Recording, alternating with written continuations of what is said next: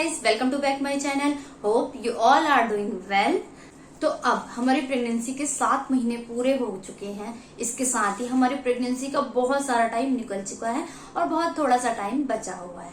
तो आज हम बात करेंगे प्रेगनेंसी के 8वें महीने में आपके शरीर में क्या क्या बदलाव आएंगे, आपके शिशु का विकास कहाँ तक हो चुका होगा और आपको किन किन बातों का ध्यान रखना है। तो डियर मॉम, इस महीने से आपके मूड स्विंग्स होने लगेंगे, आपको रेस्टलेस जैसा फील होने लगेगा, आपकी हार्ट बीट आपको ऐसा लगेगा कि बहुत ज्यादा फास्ट हो गई है और प्रेगनेंसी हाइपरटेंशन जैसी चीजें आपको फील हो सकती हैं।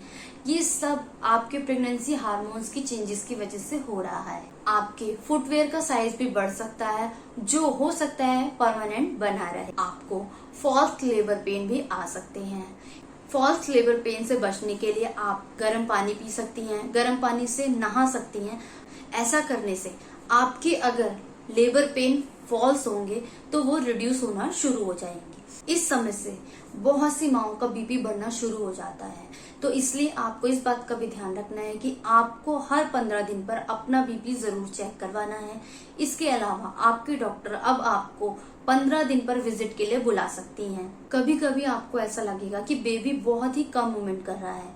ऐसा बेबी के बढ़ते हुए वजन के कारण हो रहा है, क्योंकि अब बेबी का वजन बढ़ चुका है और बेबी के लिए जो स्पेस था वो थोड़ा कम पड़ने लगा है, जिस वजह से बेबी को मूवमेंट करने में थोड़ी सी प्रॉब्लम होती है और आपको मूवमेंट कम फील होती है। और बढ़ते हुए वजन के कारण आपको भी परेशानी का सामना करना पड़ता है। आपको बैठने में दिक्कत होती है, चलने में दिक्कत होती है, मगर इन सब परेशानियों के बाद भी आपको घबराना नहीं है, क्योंकि प्रेगनेंसी का बहुत सारा टाइम आप निकाल चुकी हैं। बस थोड़ा सा ही टाइम है जो आपको निकालना है। तो आइए अब जानते हैं कि बेबी में अब क्या क्या चेंजेस होना शुरू हो जाते हैं। तो इस समय बेबी के ब्रेन की डेवलपमेंट बहुत स्पीड से हो रही होती है। उसके लंग्स बहुत अच्छे से मैच्योर होना शुरू हो जाते हैं, उसकी आईज बहुत अच्छे से मैच्योर हो जाती है, वो अपनी आईज को क्लोज और ओपन कर सकता है। इसके साथ ही अब बेबी लाइट को भी फॉलो करना शुरू कर देता है। अब तक बेबी की पूरी स्किन पर बहुत ज्यादा हेयर्स होते हैं, बट अब उसकी स्किन से हेयर कम होना शुरू हो जाते हैं और उसकी स्किन पर फैट की बहुत अच्छी लेयर बढ़ना शुरू हो जाती है। इसके साथ ही अब बेबी का वेट भी बहुत ही स्पीड से बढ़ना शुरू हो जाता है। बेबी की स्किन पर अब तक जो झुर्रियां दिखाई देती थी वो सब झुर्रियां अब कम होना शुरू हो जाएगी, क्योंकि उसकी स्किन के नीचे फैट जमा होना शुरू हो जाता है। इसके अलावा अब तक बेबी दूर और नजदीक दोनों में फर्क पहचानना शुरू कर देता है। इस समय तक बेबी बहुत ज्यादा एक्टिव हो जाता है, वो बहुत अच्छे से अपने हाथ पैरों को बहुत अच्छे से अपनी पोजीशन को चेंज कर सकता है। इसके अलावा अगर आप 3D या 4D अल्ट्रासाउंड करवाएंगे तो उसमें आप अपनी बेबी की शक्ल बहुत अच्छे से पहचान सकते हैं। आप ये तक अंदाजा लगा सकते हैं कि आपके बेबी की शक्ल फैमिली में किस मेंबर पर जा रही है। इस समय बेबी 18 से 20 घंटे तक अपनी नींद लेता है। इसके अलावा बेबी की बोन बहुत अच्छे से मैच्योर हो चुकी होती है, बट अभी वो थोड़ी सॉफ्ट होती है। बेबी की अगर वजन की बात करें तो उसकी लंबाई 14.5 इंच से लेकर 15 इंच तक हो जाती है। उसके अगर वजन की बात करें तो बेबी का वजन 125 केजी से लेकर 1.5 केजी तक हो जाता है। बात कर लेते हैं कि इस महीने आपको किन किन बातों का बहुत ज्यादा ध्यान रखना है। तो हर बार की तरह मैं इस बार भी कहूंगी कि आपको अपने वेट गेनिंग पर बहुत ज्यादा ध्यान देना है। आपको प्रोटीन डाइट लेनी है, जिससे आपका वेट गेन होगा और आपका वेट गेन होने से आपके बेबी का वेट गेन होगा। अगर आपके बेबी का वेट 2.5 केजी से लेकर 3.5 केजी तक रहता है तो आपका बच्चा एक हेल्दी बेबी कहलाता है। तो इसलिए आपको इस बात का ध्यान रखना है कि आपको बेबी के वेट गेन पर बहुत ज्यादा ध्यान रखना है, क्योंकि अब तक बेबी ने जितना बनना था वो बेबी बन चुका। बचे हुए टाइम पर सिर्फ बेबी का वेट गेन होना बाकी है। तो इसलिए आपको बेबी के वेट गेनिंग पर बहुत ज्यादा ध्यान रखना है, क्योंकि बेबी का वेट जितना अच्छा होता है उसके सर्वाइव के चांसेस उतने अच्छे होते हैं। अगर डॉक्टर ने आपको बेड रेस्ट नहीं बताया है तो आपको अपनी एक्सरसाइजेस अब शुरू कर देनी है, जो भी आप नॉर्मल डिलीवरी के लिए करना चाह रही हैं, जिसमें सबसे ज्यादा बेस्ट होता है वॉकिंग। आप जितना ज्यादा वॉक कर सकती हैं आप उतना ज्यादा वॉक कीजिए। मुझे अच्छे से याद है कि मैंने अपनी डिलीवरी में 8 महीना शुरू होने के बाद एक्सरसाइज शुरू कर दी थी। मैं 1 घंटा सुबह चलती थी और 1 घंटा शाम को चलती थी। तो इसलिए आप भी इस बात का ध्यान रखिए कि आप जितनी ज्यादा वॉक कर सकती हैं उतना ज्यादा वॉक कीजिए। इसके अलावा आप सीढ़ियां अच्छे से उतरिए, चढ़िए।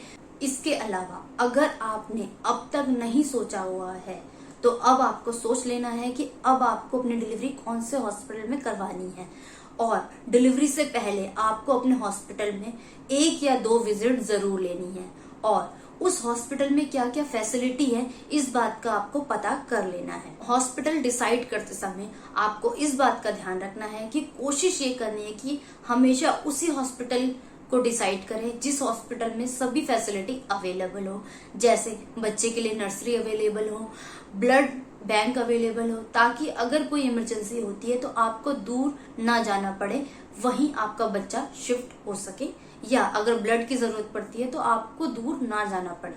अगर आपके पेन बर्दाश्त करने की क्षमता कम है तो आप पेनलेस डिलीवरी के बारे में भी पता कर सकते हैं, क्योंकि अब बहुत से हॉस्पिटल में पेनलेस डिलीवरी अवेलेबल है। आपको अपनी स्लीपिंग पोजीशन पर भी ध्यान रखना है। आपको कोशिश ये करनी है कि जब भी आप सोएं आपको लेफ्ट साइड करवट लेके ही सोना है। लेफ्ट साइड करवट लेके सोने से बेबी को बहुत अच्छी मात्रा में ऑक्सीजन मिलती है, बहुत अच्छी मात्रा में ब्लड की सप्लाई मिलती है, और जो हमें नॉर्मल डिलीवरी के लिए बेबी की पोजीशन चाहिए होती है वो भी हमें लेफ्ट साइड सोने से मिलती है। तो इसलिए आपको इस बात का ध्यान रखना है कि आपको लेफ्ट साइड करवट लेके ही सोना है। इस महीने आपको एक कलर डॉपलर अल्ट्रासाउंड करवाना होता है, जिससे बेबी की पोजीशन का हमें पता लगता है। इस अल्ट्रासाउंड से हमें बेबी की तरफ जाने वाला ब्लड फ्लो के बारे में पता चलता है, बेबी किस पोजीशन में है, हम नॉर्मल डिलीवरी के लिए ट्राई कर सकते हैं या नहीं, इस बारे में पता चलता है।